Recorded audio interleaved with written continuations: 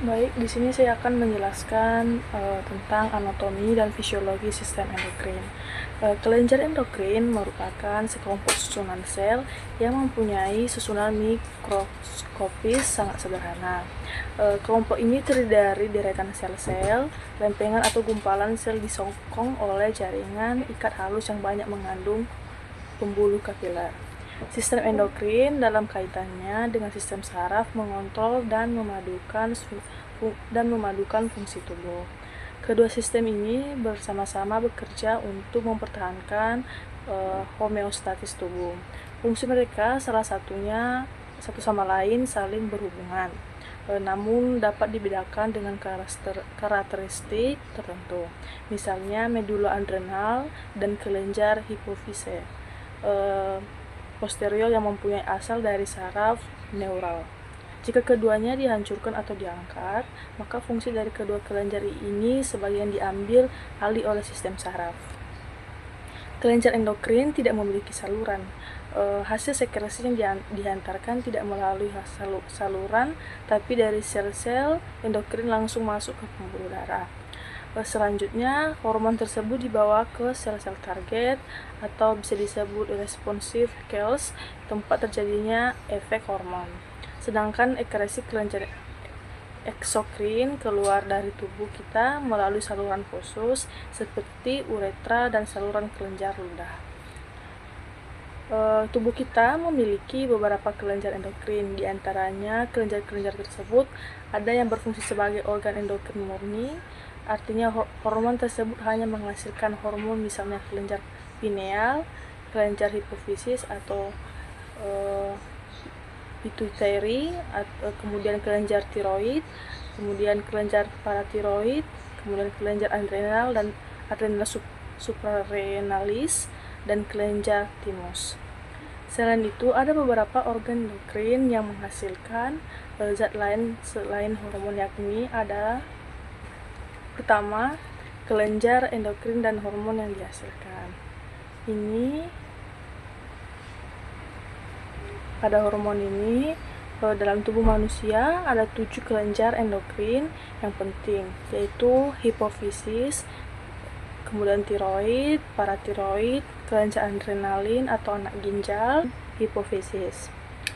Kelenjar hipofisis atau pituitary disebut juga master of gland, atau kelenjar pengendali, karena menghasilkan bermacam-macam hormon yang mengatur kegiatan kelenjar lainnya.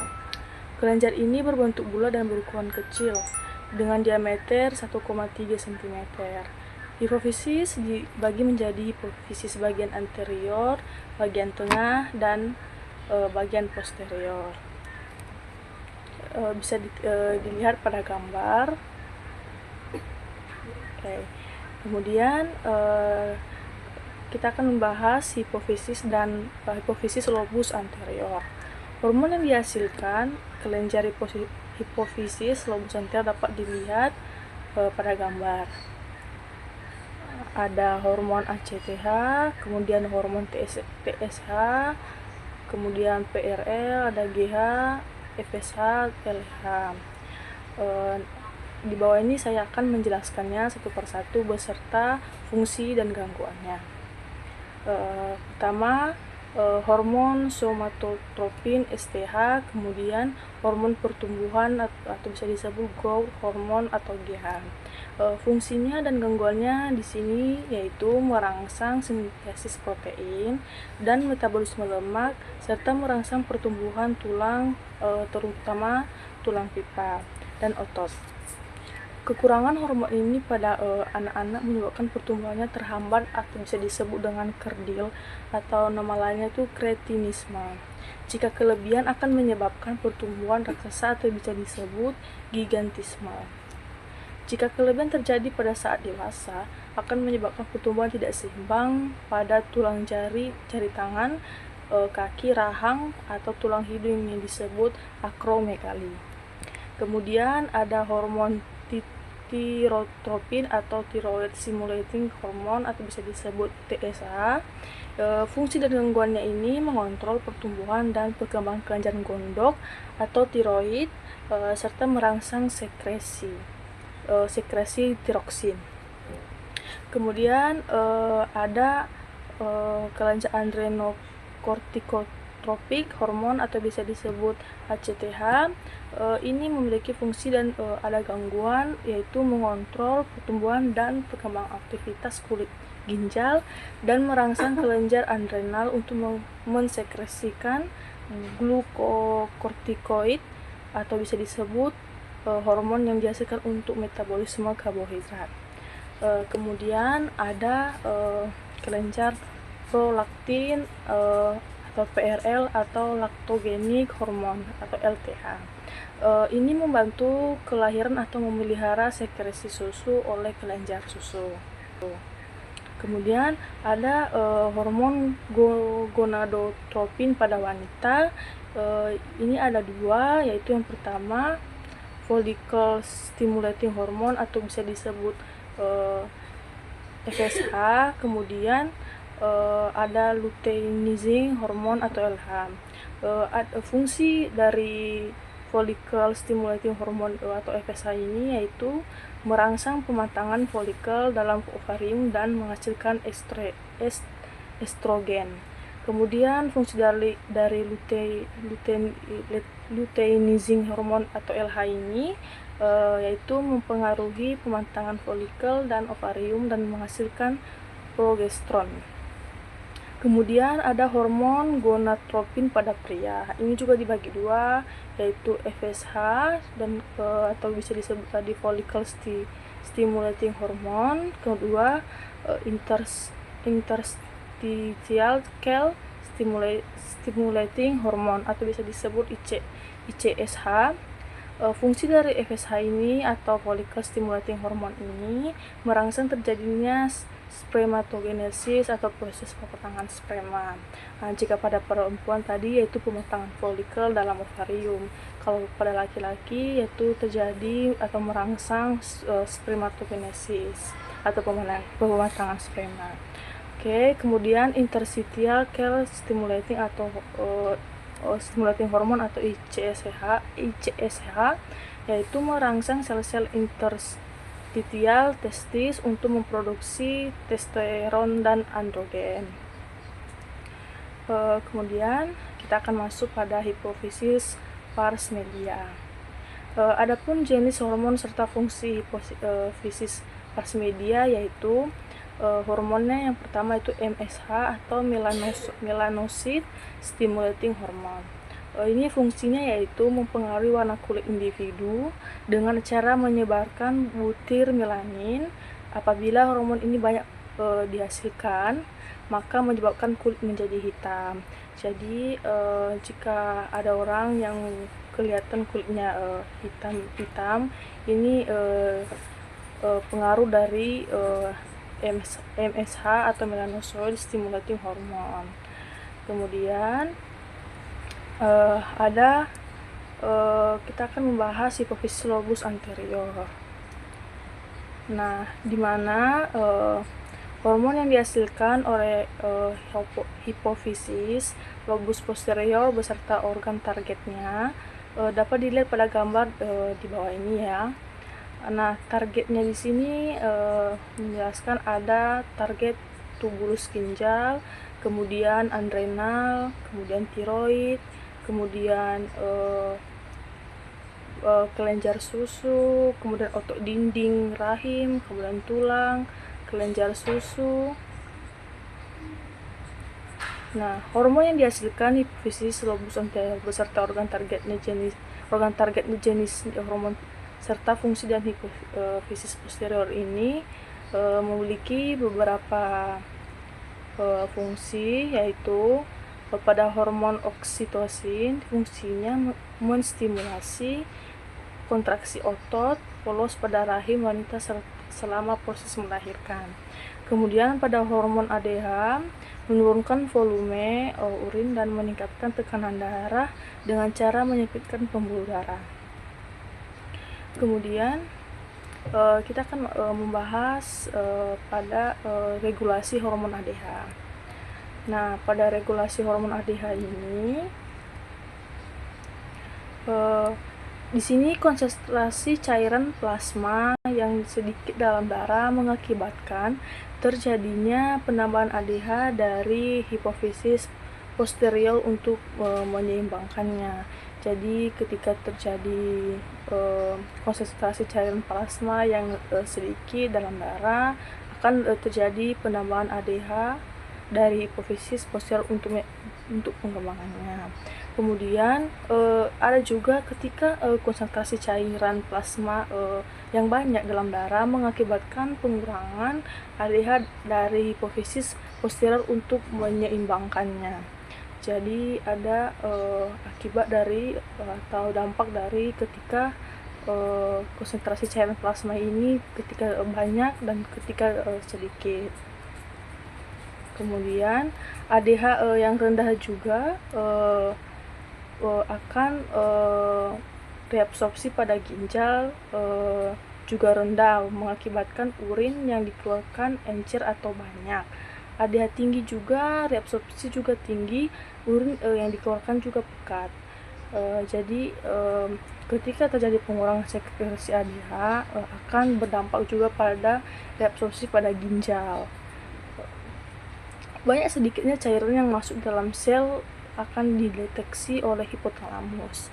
Jika cairan plasma dalam darah sedikit, maka hipofisis akan mensekresikan ADH untuk melakukan reabsorpsi atau penyerapan kembali, sehingga darah mendapatkan asupan cairan dari hasil reabsorpsi tersebut. Dengan demikian, kadar cairan plasma dalam darah dapat kembali seimbang. Selain itu, karena cairan pada ginjal sudah diserap, maka urinnya kini bersifat pekat. Jika seorang buang air kecil terus-menerus, diperkirakan hipofisis posteriornya mengalami gangguan sebab ADH tidak berfungsi dengan baik. Nama penyakit ini bisa disebut diabetes insipidus. Oke, kita akan membahas masuk pada bagian tiroid atau bisa disebut kelenjar gondok. Hormon yang dihasilkan yaitu tiroksin dan berfungsi untuk mengatur pertumbuhan dan metabolisme letak kelenjar di sekitar jakun. Ini lebih terlihat, jakun ini dapat lebih terlihat ketika pada laki-laki. Kalau pada perempuan agak sulit terlihat ya. Tiroid merupakan kelenjar yang terdiri dari folikel-folikel dan terdapat di depan trakea atau di bagian leher. Kelenjar yang terdapat di leher bagian depan di sebelah bawah jakun dan terdiri dari 2 buah lobus. Kemudian kelenjar tiroid menghasilkan 2 macam hormon, yaitu tiroksin atau atau bisa disebut T4 atau itu nama lainnya, dan triodontironin atau T3. Hormon ini dibuat di folikel jaringan tiroid dari asam amino atau bisa disebut tiroksin yang mengandung yodium. Yodium secara aktif diakumulasi oleh kelenjar tiroid dari darah. Oleh sebab itu, kekurangan yodium dalam makanan dalam jangka waktu yang lama mengakibatkan pembesaran kelenjar gondok hingga 15 kali. Hormon yang dihasilkan dari kelenjar tiroid ada fungsinya, dapat dibagi menjadi 3 ya hormonnya, yaitu pertama tiroksin. Ini memiliki fungsi mengatur metabolisme, pertumbuhan, perkembangan, dan kegiatan sistem saraf. Kemudian ada hormon tridontironin, yaitu fungsinya mengatur metabolisme atau pertumbuhan, perkembangan, dan kegiatan sistem saraf. Ketiga, kalsitonin. Ini fungsinya menurunkan kadar kalsium dalam darah dengan cara mempercepat absorpsi kalsium oleh tulang. Jadi hormon ini saling berkaitan atau saling bekerja sama untuk mengatur metabolisme dalam tubuh. Jadi ketika hormon ini terganggu, maka akan berpengaruh juga di sistem saraf pada manusia. Halo semuanya, perkenalkan nama saya Rona Agustina. Di sini saya yang akan membahas mengenai regulasi hormon tiroid. Pertama-tama kita harus memahami cara tubuh mengatur hormon seperti melihat sistem atau manajemen yang sangat ketat. Semuanya diatur melalui mekanisme umpan balik yang negatif atau negatif feedback untuk menjaga keseimbangan atau homeostasis. Penjelasannya, yang pertama, regulasi hormon tiroid sumbu HPT.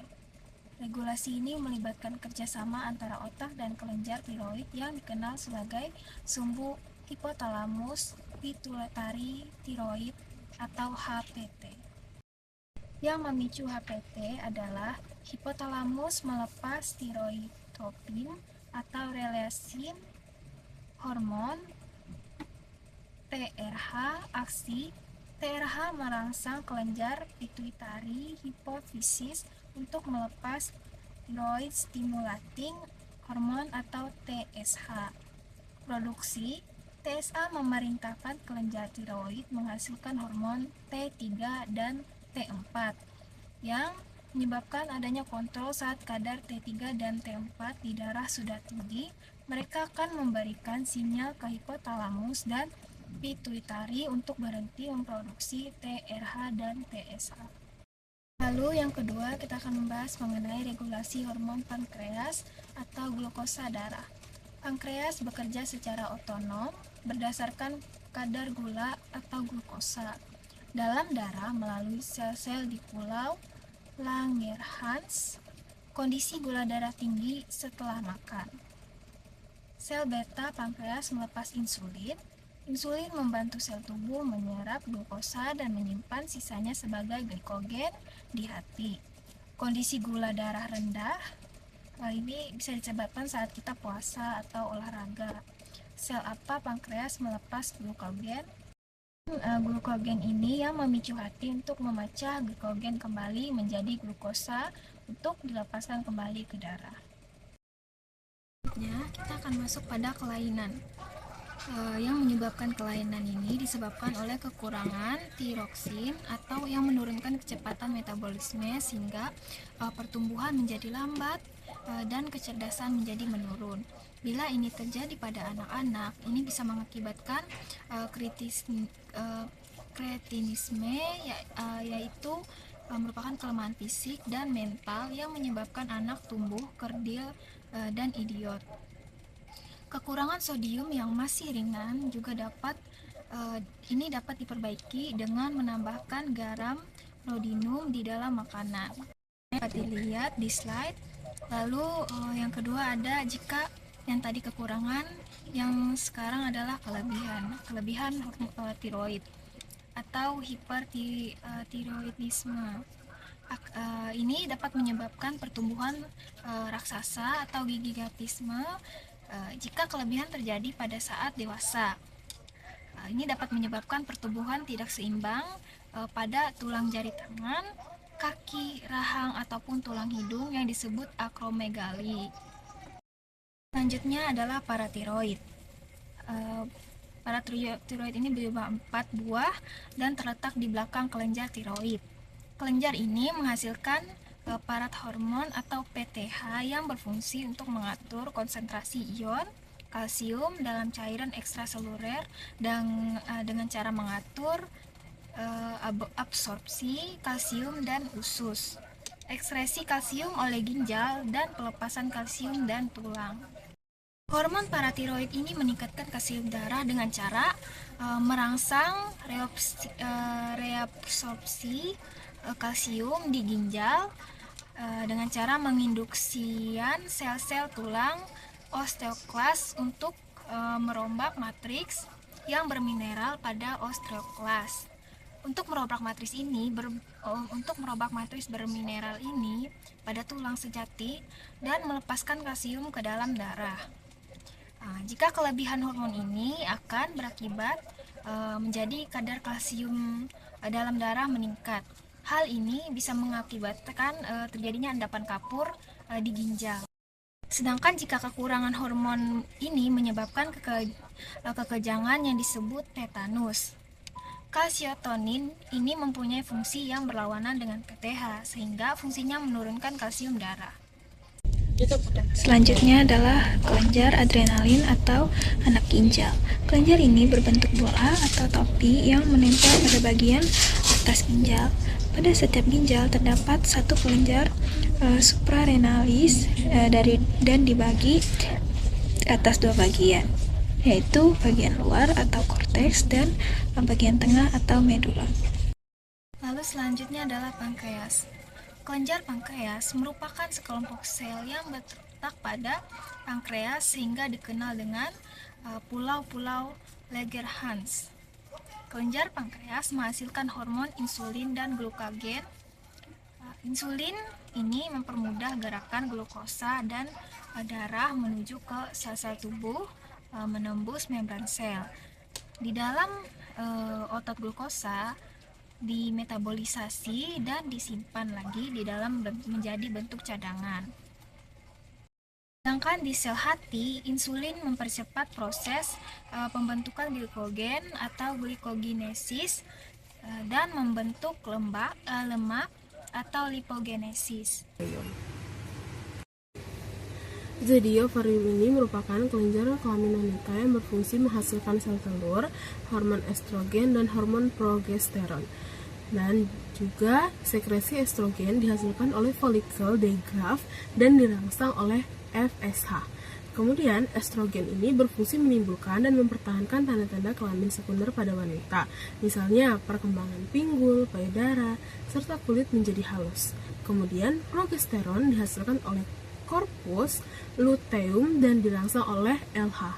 Nah, progesteron berfungsi mempersiapkan dinding uterus agar dapat menerima sel telur yang sudah dibuahi.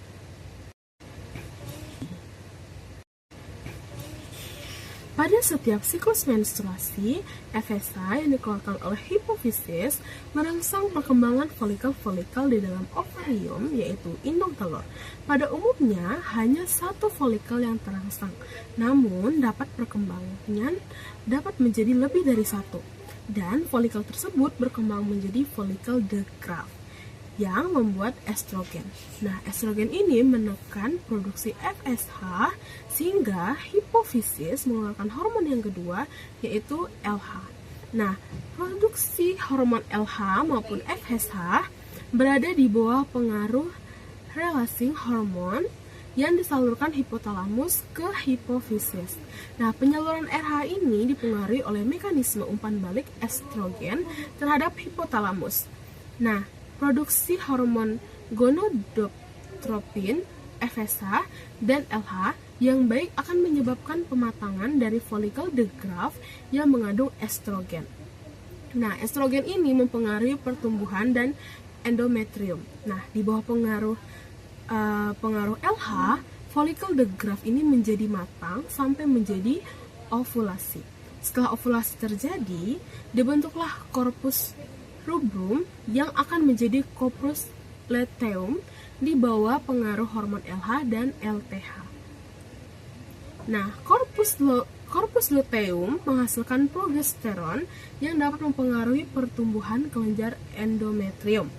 Nah, bila tidak ada pertumbuhan, maka corpus luteum berdegenerasi dan mengakibatkan penurunan kadar estrogen dan progesteron. Nah, penurunan kadar hormon ini menyebabkan degenerasi, pendarahan, dan pelepasan dari endometrium. Proses ini disebut haid atau menstruasi. Nah, apabila terdapatnya pembuahan dalam masa ovulasi, maka korpus luteum tersebut dipertahankan. Nah, pada tiap siklus dikenal 3 masa, yaitu yang pertama, ada masa menstruasi yang berlangsung selama 2-8 hari. Nah, pada masa itu, endometrium, yaitu selaput rahim, dilepaskan sehingga timbul pendarahan dan hormon-hormon ovarium berada di dalam kadar paling rendah. Nah, pada yang kedua, pada masa proliferasi, yaitu dari berhentinya darah menstruasi sampai hari ke-14 setelah menstruasi terakhir, dimulailah fase proliferasi, di mana terjadi pertumbuhan dari DC2 fungsionalis untuk mempersiapkan rahim untuk pelekatan janin. Nah, pada fase ini endometrium tumbuh kembali. Antara hari ke-12 sampai 14 dapat terjadi pelepasan sel telur dari indung telur, yaitu disebut ovulasi. Kemudian yang ketiga yaitu masa sekresi. Nah, masa sekresi ini adalah masa sesudah terjadinya ovulasi. Nah, hormon progesteron dikeluarkan dan mempengaruhi pertumbuhan endometrium untuk membuat kondisi rahim ini siap untuk implantasi, yaitu perlekatan janin ke rahim. Selanjutnya, kita akan masuk pada fungsi sistem endokrin. Nah, sistem endokrin ini memiliki 5 fungsi umum. Yang pertama, yaitu membedakan sistem saraf dan sistem reproduksi pada janin yang sedang berkembang. Kemudian yang kedua, menstimulus urutan perkembangan. Yang ketiga, mengkoordinasi sistem reproduksi. Yang keempat, memelihara lingkungan internal optimal. Dan yang kelima, melakukan respon korektif dan adaptif ketika terjadi situasi darurat. Oke, selanjutnya kita akan lanjut pada karakteristik sistem endokrin. Nah, meskipun setiap hormon ini adalah unik dan memiliki fungsi dan strukturnya tersendiri, namun semua hormon mempunyai karakteristik berikut. Nah, hormon disekresi dalam salah satu dari 3 pola berikut. Nah, yang pertama yaitu sekresi diurnal, yaitu adalah pola yang naik turun dalam periode 24 jam. Nah, kortisol adalah contoh hormon diurnal. Nah, kadar kortisol ini meningkat pada pagi hari dan menurun pada malam hari. Nah, kemudian yang kedua ada pola sekresi hormonal pulsatif dan siklik, naik turun sepanjang waktu tertentu seperti bulanan. Nah, estrogen adalah non-siklik dengan puncak dan lemahnya menyebabkan siklus menstruasi. Nah, kemudian yang ketiga ada tipe sekresi hormonal. Yang ketiga adalah variabel yang tergantung pada kadar substrat lainnya. Nah, hormon paratiroid disekresi dalam berproses terhadap kadar kalsium serum. Nah, hormon bekerja dalam sistem umpan balik yang memungkinkan tubuh untuk mempertahankan dalam situasi lingkungan optimal. Nah, hormon ini mengontrol laju aktivitas selular. Nah, hormon ini tidak mengawali perubahan biokimia. Nah, hormon hanya mempengaruhi sel-sel yang mengandung reseptor yang sesuai yang melakukan fungsi spesifik. Oke, selanjutnya hormon itu mempunyai fungsi dependen dan interdependen. Nah, pelepasan hormon dari satu kelenjar sering merangsang pelepasan hormon dari kelenjar lainnya. Hormon secara konstan direaktifkan oleh hepar atau mekanisme lain dan diekspresi oleh ginjal. Selanjutnya, pada pengendalian endokrin. Nah, jika kelenjar endokrin ini mengalami kelainan fungsi, maka kadar hormon di dalam darah juga bisa menjadi tinggi ataupun rendah. Nah, sehingga mengganggu fungsi tubuh. Nah, untuk mengendalikan fungsi endokrin, maka pelepasan setiap hormon harus diatur dalam batas yang tepat. Nah, tubuh perlu merasakan dari waktu ke waktu apakah diperlukan lebih banyak atau lebih sedikit hormon. Nah, hipotalamus dan kelenjar hipofisa melepaskan hormonnya jika mereka merasakan bahwa kadar hormon lainnya yang mereka kontrol itu terlalu tinggi atau terlalu rendah. Nah, hormon hipofisa lalu masuk ke dalam aliran darah untuk merangsang aktivitas di kelenjar target. Nah, hipofisa mengetahui bahwa tidak diperlukan perangsangan lagi dan mereka berhenti melepaskan hormon. Nah, sistem umpan balik ini mengatur semua kelenjar yang berada di bawah kendali hipofisa. Nah, hormon tersebut yang berada di bawah kendali hipofisa memiliki fungsi yang memiliki jadwal tertentu. Misalnya nih, siklus menstruasi. Wanita ini melibatkan peningkatan sekresi LH dan FSH oleh kelenjar hipofisa pada setiap bulannya. Nah, hormon estrogen dan progesteron pada indung telur juga kadarnya mengalami naik turun setiap bulannya. Mekanisme pasti dari pengendalian oleh hipotalamus dan hipofisa terhadap bioritmik ini masih belum bisa dapat dimengerti, tetapi jelas bahwa organ memberikan respon terhadap semacam jam biologis. Sistem hormonal yang mempengaruhi siklus menstruasi adalah yang pertama, FSH. S-strip RH yang dikeluarkan hipotalamus untuk merangsang hipofisis mengeluarkan FSH. Kemudian yang ketiga ada LH-strip RH yang dikeluarkan hipotalamus untuk merangsang Yang pertama ada pematangan folikel dalam ovarium dan menghasilkan estrogen. Yang kedua, mempengaruhi pematangan folikel dalam ovarium dan menghasilkan progesteron. Dan juga ada hormon gonadotropin pada pria. Ada dua, yaitu FSH yang pertama, yang kedua ada intrositia atau stimulating yang disebut hormon ICSH. Itu yang pertama merangsang terjadinya spermatogenesis atau proses pematangan sperma. Dan ada juga yang kedua, fungsinya itu merangsang sel-sel tesis untuk memproduksi androgen. Ada hormon tentang hipofisis pars media, itu jenis hormonnya itu tentang MSH, melanosis stimulating hormone, yaitu fungsinya mempengaruhi warna kulit individu dengan cara menyebarkan butir melanin. Apabila hormon ini banyak dihasilkan, maka menyebabkan kulit menjadi hitam.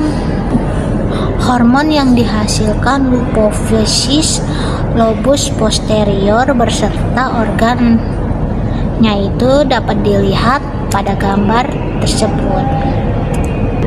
Juga hormon yang dihasilkan hipofisis lobus anterior. Itu yang pertama ada hormon oksilosin, yaitu menstimulasi kontraksi otot polos pada rahim wanita selama proses melahirkan. Yang kedua ada hormon ADH, yaitu menurunkan volume urin dan meningkatkan tekanan darah dengan cara menyempitkan pembuluh darah. Penjelasan tentang hormon dan macam-macam fungsi dari hormon. Sekian, terima kasih. Di sini saya akan menjelaskan tentang macam-macam fungsi hormon yang dihasilkan kelenjar hipofisis atau lobus.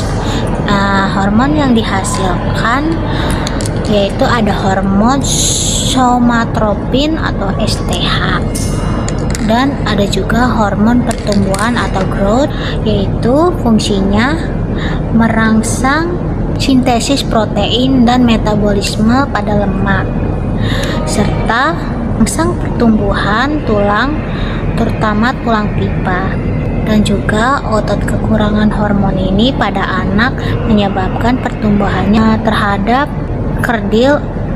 Jika kelebihan akan menyebabkan pertumbuhan raksasa atau yang disebut dengan gigantisme. Jika kelebihan terjadi pada saat dewasa, akan menyebabkan pertumbuhan tidak seimbang pada tulang jari tangan atau tulang hidung yang disebut akromega. Dan juga hormon hitropin atau stimulating hormon, yaitu fungsinya mengontrol pertumbuhan atau perkembangan kelenjar gondok. Terus juga ada lakin PRL atau lactogenic, yaitu membantu kelahiran dan memelihara sekresi oleh kelenjar susu. Ada juga hormon gonadotropin pada wanita, yaitu ada dua. Ada follicle stimulating hormon atau FSH. Yang kedua ada euthyroid atau hormon LH. Aktivitas sel-sel target. Hormon akan mempengaruhi cara sel berfungsi dengan satu atau dua metode. Pertama, melalui penggunaan mediator intraseluler, dan yang kedua yaitu mengaktifkan gen-gen di dalam sel. Salah satu mediator intraseluler adalah cyclic adenosine monophosphatase atau CAMP yang berikatan dengan permukaan dalam dari membran sel. Ketika hormon melekat pada sel, kerja sel akan mengalami sedikit perubahan. Misalnya, ketika hormon pankreatik glukagon berikatan dengan sel-sel hepar, kenaikan kadar AMP mengingatkan pemecahan glikogen menjadi glukosa. Jika hormon mengaktifkan sel dengan berinteraksi dengan gen akan mensintesa messenger RNA atau mRNA, dan pada akhirnya protein, misalnya enzim dan steroid. Substansi ini mempengaruhi reaksi dan proses selular. Patofisiologi hormon secara umum. Hormon berperan mengatur dan mengontrol fungsi organ. Pelepasannya bergantung pada perangsangan atau penghambatan melalui faktor yang spesifik. Hormon dapat bekerja di dalam sel yang menghasilkan hormon itu sendiri atau autokrin, mempengaruhi sel sekitarnya atau parankrin, atau mencapai sel target organ lain melalui darah atau endokrin. Di sel target, hormon berikatan dengan reseptor dan memperlihatkan pengaruhnya melalui sebagian mekanisme transduksi sinyal seluler. Hal ini biasanya melalui penurunan faktor perangsangan, dan pengaruhnya menyebabkan berkurangnya pelepasan hormon tertentu. Berarti terdapat siklus pengaturan dengan umpan balik negatif. Pada beberapa kasus terdapat umpan balik positif atau jangka yang terbatas. Berarti hormon menyebabkan peningkatan aktivitas perangsangan sehingga meningkatkan pelepasannya. Istilah pengontrolan digunakan bila pelepasan hormon dipengaruhi secara bebas dari efek hormonalnya.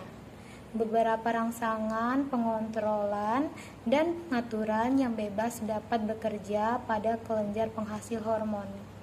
Berkurangnya pengaruh hormon dapat disebabkan oleh gangguan sintesis dan penyimpanan hormon. Penyebab lain adalah gangguan transport di dalam sel yang mensintesis atau gangguan pelepasan. Definisi hormon dapat juga terjadi jika kelenjar hormon tidak cukup dirangsang untuk memenuhi kebutuhan tubuh, atau jika sel penghasil hormon tidak cukup sensitif dalam bereaksi terhadap rangsangan, atau juga jika sel penghasil hormon jumlahnya tidak cukup, biasa disebut dengan hipoplasia atau aplasia. Berbagai penyebab yang mungkin terjadi adalah pengaktifan hormon yang terlalu cepat atau kecepatan pemecahan meningkat pada hormon yang berikatan dengan protein plasma. Lama kerja hormon tergantung pada perbandingan hormon yang berikatan. Dalam bentuk terikat, hormon tidak dapat menunjukkan efeknya pada sisi lain. Hormon akan keluar dengan dipecah atau diekskresi melalui ginjal. Beberapa hormon mula-mula harus diubah menjadi bentuk efektif di tempat kerjanya. Namun, jika pengubahan ini tidak mungkin dilakukan, misalnya defek enzim, hormon tidak akan berpengaruh. Kerja hormon dapat juga tidak terjadi karena target organ tidak berespon, misalnya akibat kerusakan pada reseptor atau hormone atau kegagalan transmisi intrasel atau ketidakmampuan fungsional dari sel atau organ target. Nah, selanjutnya ada penyebab peningkatan pengaruh hormon, meliputi yang pertama itu ada peningkatan pelepasan hormon. Hal ini dapat disebabkan oleh pengaruh rangsangan tunggal yang berlebihan, peningkatan sensitivitas, atau terlalu banyak jumlah sel penghasil hormon. Biasanya itu ada hiperplasia atau adenoma. Kelebihan hormon dapat juga disebabkan oleh pembentukan hormon pada sel tumor yang tidak